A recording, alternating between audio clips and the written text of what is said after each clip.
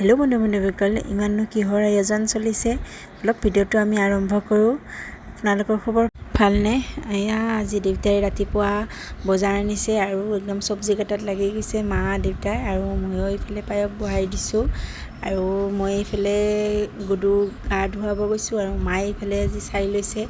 আৰু এইটো প্ৰগ্ৰেমটো জেঠৰ মাহত যিবিলাক মানুহ জন্ম হয় এইবিলাক মানুহৰ জেউঠামুৰি এনেকৈ পতা হয়। তো মোৰ হাজবেণ্ড আৰু মোৰ শাহু মা জেঠৰ মাহতে হৈছে।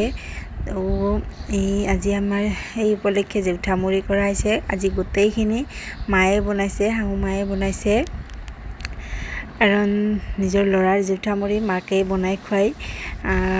মোৰ শাহু মায়ে নিজে বনাই খুৱাই খুব ভাল পায়, সেইকাৰণে গোটেইখিনি নিজেই বনাইছে। আমি সহায় কৰি দিছোঁ, দেউতাও এনেকৈ লাগি দিছে, আদা নহৰু পিঁয়াজ দেউতাও ওলাই দিছে, আৰু ময়ো ইফালে সিফালেকৈ অলপ চলপকৈ লাগি দিছোঁ।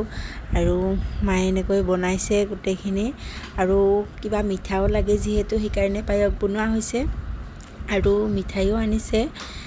দেউতাই বজাৰ কৰি আনিছে।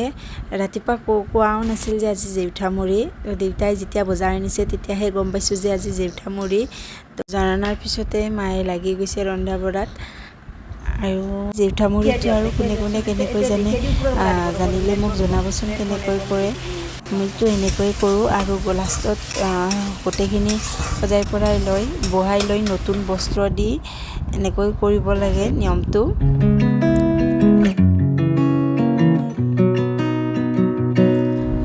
ছোৱালীয়ে স্কুলৰ পৰা আহি আইতাকক আন্তীয়েও খুৱাই দিছে। আইতাকৰ আজি বাৰ্ডমান বুলি কয়, তাইও ফূৰ্তিতে থাকিব নোৱাৰা হৈছে, আৰু কি খুৱাই দিব, তাইক কুকুম্বাৰ খুৱাই দিছে। আৰু এতিয়া মায়ে মাংস বহাই দিছে, আৰু মোক কৈছে অমিতা লৈ আহিব, যিহেতু নিজৰ ঘৰৰে অমিতা। জলদি তলত গ'লোঁ, গৈ অমিতা পাৰিলোঁ আৰু অমিতা লৈ আহিলোঁ, কাৰণ গুডুৰ কাৰণে অমিতাৰ আঞ্জা এনেকৈ বনাব বুলি কৈছে মায়ে, সেইকাৰণে অমিতা লৈ আহিলোঁ। আৰু ইয়াত তিলেৰে মাছ বনাইছে মায়ে। মাছ হৈ গ'ল, মাংস হ'ব, আৰু এয়া চব হৈ গ'ল বনোৱা।